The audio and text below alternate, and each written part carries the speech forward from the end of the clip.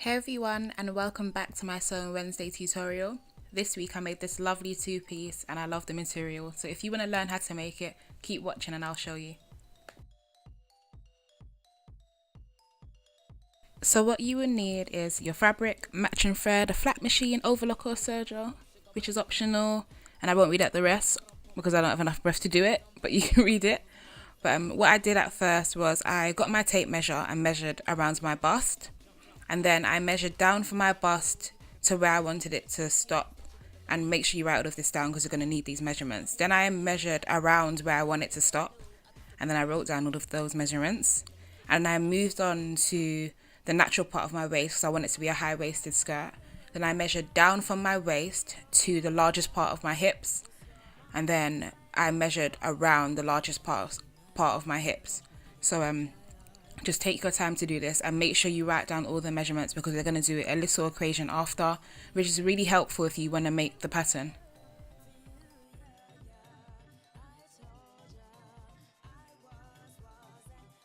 So now that you have all of your measurements, we're just going to divide each measurement except for the length by 4 to get what our measurements would be on the fold. So I divided my bust by 4 and got 8.5.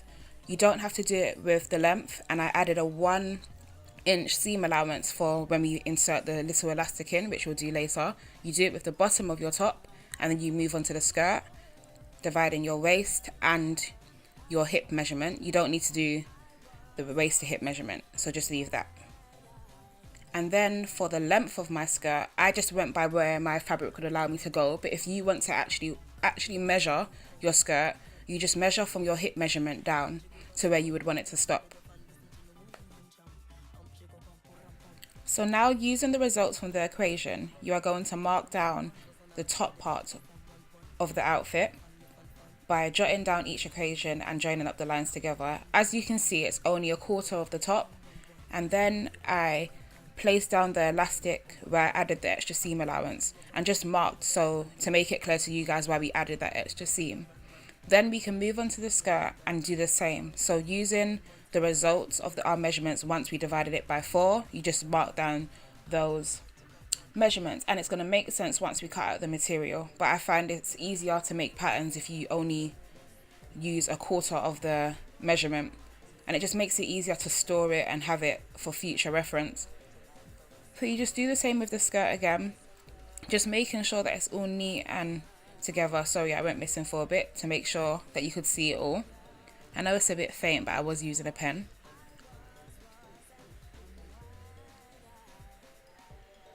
So once you've marked down all of those measurements, just join up the waistline to the hip, and obviously that's a curve, or depending on the angle of your item, just try and take your time and do it because I'm usually rubbish, but by the grace of God, it looks quite neat. And then you get your 2-inch wide elastic and pull it on the waistline and then mark it once, and then from where you did that marking, place the elastic again and mark it again. The reason why we do this is because we're going to fold the waistband and it just helps us get a precise measurement. Then just draw out that measurement too so you can cut it out and you can just get it right the first time, because I didn't do it, which you will see. So I then had to add on an extra bit of fabric for my waistline. So if you just do it all now, it makes it a lot easier for you in the long run. And these are the 2 patterns that you will end up with. It's not really that clear, but I hope you can get an idea of how it should look. And then I just wrote that it should be on the fold. So for future reference, I know that it's just a quarter, which I will know because I know that's not the size of my body. But yeah, it's just helpful to write that it's on the fold. So this is how it will look once you have your 2 pieces, and then you get your material.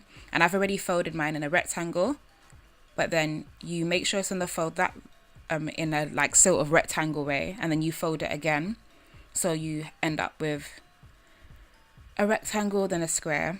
So then I'll end up with the front and back of my skirt when I do it like this. So just place your pattern on it neatly after making sure that the material is all flat and all leveled, and then just secure it in place with pins or whatever is heavy enough to hold it down, and then just cut around it.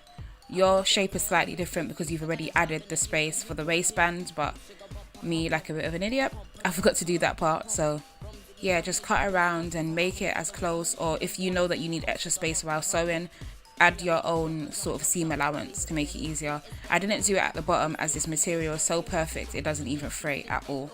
So once you do that, you see why we did it in a quarter. You end up with the back and front straight away, which makes it so quick and precise. You do the same with the top. So you already folded your material in a rectangle, then you fold it again so you can have it on 2 folds. Then you just cut around, not forgetting to secure it in place first.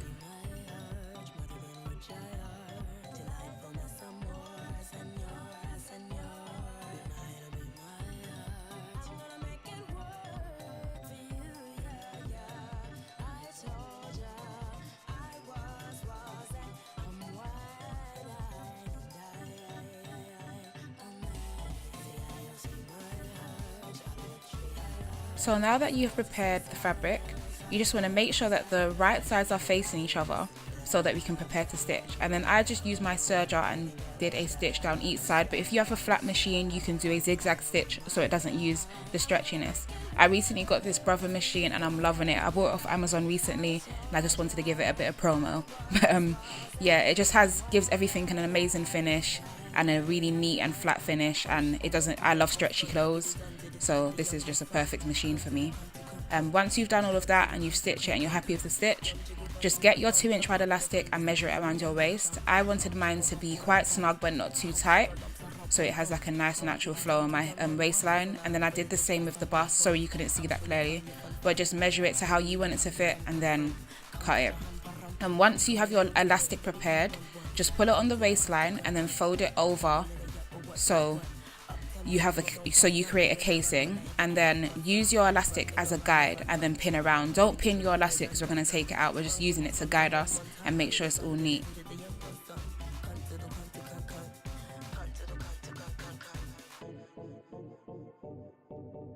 So do this with the top, using the thinner elastic as a guide around the bust line, and then you just fold it over without pinning the elastic in place, because I didn't show how I did the top a bit because it's the same method, but you just pin all the way around until you get to the other side without forgetting to leave a gap which is wide enough for your elastic to fit through after we sew it.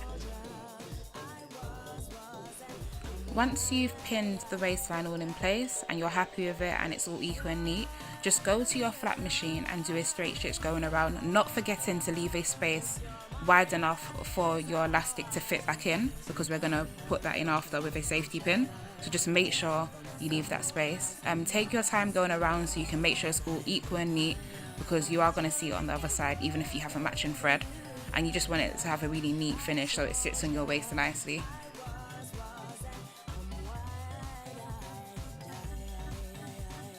So now that you have finished the casing for your skirt and top, you're just going to get the elastics and attach a safety pin to them. Then you just push it through where you left the gap, and once you have it halfway through or you feel like it's securely in, just pin the other side to where the elastic is going to eventually come out. This is just so you don't lose it. When you are pushing around, it makes it easier now to make sure that it's not twisting too much so you don't have to do it after. Once you get to the other side, remove the safety pin and attach it to both sides of the elastic, and then just smooth it all out, making sure that it's not twisted, because once you sew the elastic together, it's going to be hard to untwist them. And then you just need to do a zigzag stitch on your flat machine just to secure the elastics in place and to make sure that they don't use the elasticness. Still don't know if that's a word, but yeah, bear with me.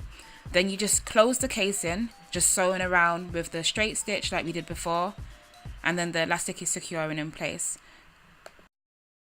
Sometimes the elastic still does twist around, so where your side seams are, you can do a straight stitch just to lock them in place and make sure it's in line with the sides of your skirt, just so it looks really neat and has a nice finish. And then this is what you end up with. I love this material, and I'll also be taking orders for custom sizes, so email me. My email address is at the end and it'll be in the description box. But this material is so nice, I can't wait to wear it on holiday or even over here, and it's really nice. You can dress it up with heels or wear it with trainers, but I'm loving it, and I hope you like it too.